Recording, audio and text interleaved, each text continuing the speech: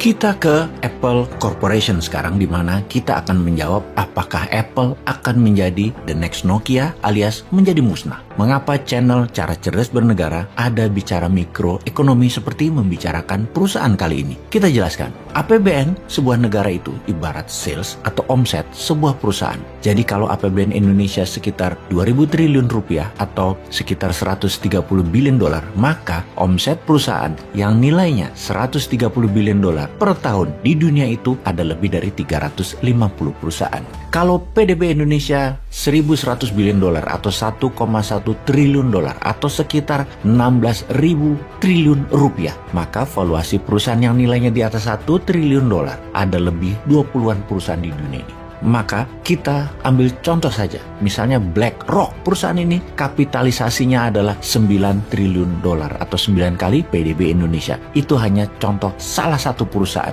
Makanya membicarakan negara, sesekali kita membicarakan perusahaan yang nilainya lebih besar dari negara Indonesia, ya sah-sah saja kan. Video kali ini juga disponsori oleh Dinaran, aplikasi sistem pembayaran emas ke sesama akun Dinaran tanpa ada biaya apapun alias free. Anda bisa menukarkan emas Anda dengan produk yang ingin Anda beli dengan hitungan terkecil 0,01 gram. Emas adalah alat tukar terpercaya dan Dinaran adalah satu-satunya aplikasi tukar emas di Indonesia. Kita mulai dengan bicara negara kita, bicara GDP per kapita, juga bicara tentang PDB negara. Di mana Indonesia saat ini GDP per kapitanya adalah sekitar 4.250 dolar. Artinya rata-rata penduduk Indonesia pendapatannya setahun adalah 4.250 dikalikan 14.500 kali ini rupiah atau sekitar 60 jutaan rupiah per orang per tahun. Oh ya, penentu lain adalah indeks Gini rasio, di mana semakin besar angkanya semakin jauh jarak orang kaya dengan orang miskin, alias kalau rata-rata penduduk Indonesia 62 juta rupiah pendapatan satu tahunnya, kalau Gini rasionya besar, maka ada pendapatan yang cuma 5 juta setahun alias nggak sampai 1 juta rupiah sebulan, ada yang 120 juta setahun. Kita detailkan tentang Indonesia di lain kesempatan. Kembali ke topik perusahaan besar dalam Cara Cerdas Bernegara. Omset perusahaan sama dengan APBN sebuah negara. Kapitalisasi pasar perusahaan sama dengan PDB sebuah negara. Ini hanya menyederhanakan for the sake of discussion.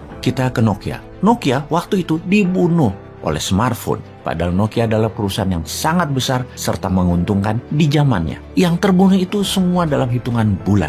Ketika Steve Jobs meluncurkan Apple di tahun 2007 yang tidak ada keyboardnya, semuanya layar sentuh, semuanya dikendalikan di layar sentuh. Gadget ini sangat wow. Itulah yang dalam beberapa tahun ke depan membunuh Nokia dalam sekejap. Kita lihat sekarang, apapun smartphone Anda, semuanya dioperasikan oleh touchscreen yang Steve Jobs ciptakan. Sayang, Nokia kehilangan kesempatan oleh gebrakan smartphone. Memang di tahun 2007, Nokia masih merajai dunia. Bahkan di tahun 2013, Microsoft membeli Nokia senilai 7,2 billion dolar, di mana setahun kemudian Microsoft menjual kembali Nokia ke Foxconn dengan nilai hanya 350 juta dolar saja. Niat Microsoft mengambil nama dan jaringan Nokia ternyata doesn't work. Di sisi lain, semenjak Steve Jobs kembali ke Apple, Apple menjadi perusahaan yang menguat, yaitu dari tahun 1996 hingga 2016. Apple meningkat dari perusahaan yang nilai 30 billion dolar menjadi 250 billion dolar di tahun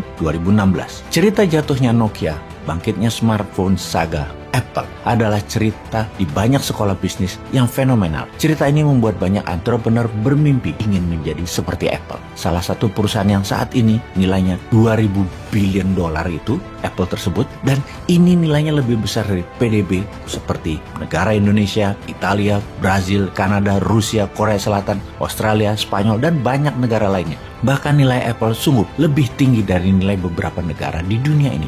Bahkan ya, free cash-nya Apple senilai 138 billion dolar itu lebih banyak dari cadangan devisa beberapa negara di Eropa dan puluhan negara Afrika, Asia, Amerika Latin lainnya. Pertanyaan berikutnya, jangan-jangan Apple ke depannya melakukan kesalahan apa yang Nokia lakukan? Kalau melihat apa yang dilakukan 2-3 tahun terakhir ini, apa sih yang Apple lakukan?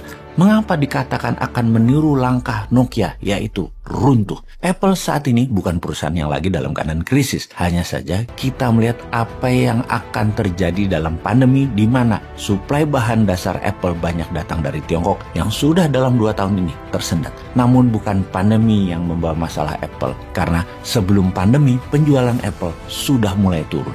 Turun tersebut selama 3 tahun terakhir, walaupun tidak signifikan, tetap merupakan yang terburuk di dalam 16 tahun terakhir di dalam prestasi Apple. Tim Cook, CEO Apple, mengatakan penjualan Apple menurun yang terbesar di Tiongkok dan ini berimbas ke penjualan ke seluruh dunia. Penjualan di Tiongkok turun 29% diakumulasikan dalam 3 tahun terakhir ini. Bahkan analis dari Goldman Sachs mengatakan ini sebuah cerita panjang yang bisa membandingkan Apple dengan Nokia, yaitu dulu Nokia bergantung pada pelanggan Nokia untuk mengupgrade teleponnya, alias setiap telepon Nokia lahir baru maka ada fitur baru serta upgrade kapasitas serta modelnya terbaru. Dimana kemudian semakin lama pelanggan tidak terlalu aktif membeli lagi karena tidak terlalu membutuhkan fitur baru atau kapasitas baru. Jadi yang terjadi di setiap 6 bulan orang mengganti Nokia menjadi 2 tahun, bahkan baru ganti teleponnya lebih dari 2 tahun. Inilah yang terjadi sekarang. Orang semakin kesini semakin lama mengganti gadgetnya karena merasa semua fiturnya ada dan masih handal. Pelanggan semakin memilih memperbaiki ketimbang mengganti kalau ada masalah di gadgetnya. Dulu di awalnya, iya, asal Nokia terbit baru orang beli, di akhirnya tidak. Demikian juga saat ini terjadi di Apple. Inilah mengapa penjualan telepon Apple yang baru tidak semeriah dulu, di mana puncaknya adalah di iPhone 9, 10 di tahun 2017, 2018. Seakan Apple itu mengandalkan glory from the past, akan terus membawanya berjaya.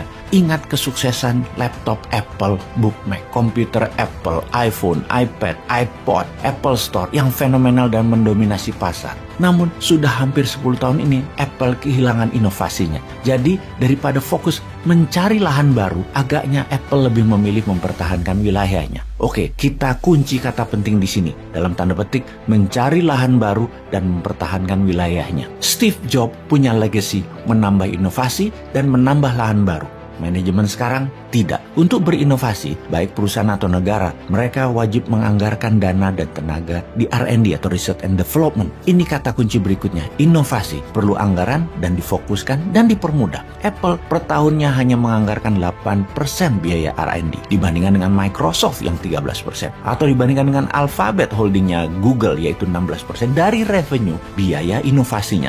Apple ketinggalan jauh dalam 10 tahun terakhir yang hanya fokus di jualan. Lalu di dalam mencari lahan baru bukan selalu pasar yang dilebarkan. Salah satunya yang terbaik adalah mengakuisisi perusahaan baru yang menciptakan produk baru yang segar atau supplier diakuisisi, mitra-mitra dagang juga untuk di-merger. Dan Apple juga lambat dalam hal ini. Buktinya Apple hanya mengeluarkan 2% dari free cash flow-nya sejak 2012 di dalam melakukan merger akuisisi ini. Terakhir, Apple mengandalkan brand nama mereka. Kesannya kalau membeli produk Apple, Anda berada dalam level sosialita teratas. Namun ternyata generasi milenial dan zilenial tidak melihat itu di Apple. Juga sisi buzz atau pembicaraan di sosial media. Dibanding terakhir yaitu Apple 5 hingga saat ini, suara noise di Google turun jauh hingga separuhnya dibanding 10 tahun yang lalu. Lalu demi meningkatkan profit, seri Apple terakhir tidak menyertakan earbud dan charger lagi. Yang ternyata membuat pembeli kecewa karena separuh pembeli Apple tetap membeli charge dan earbud di tempat lainnya, yang mana akhirnya pelanggan jadi tidak nyaman. Memang terlihat menguntungkan penjualan telepon tersebut, namun salesnya turun di mana-mana hingga 20% bahkan turunnya. Jadi kalau Apple tidak mengambil wilayah baru, tidak ada inovasi baru, tidak menambah pelanggan baru, Apple akan mengikuti sejarah Nokia dan BlackBerry. Moto Apple, think different, agaknya tidak dijalankan. Semoga ini bisa menjadi cermin kita semua untuk berbisnis dan bernegara.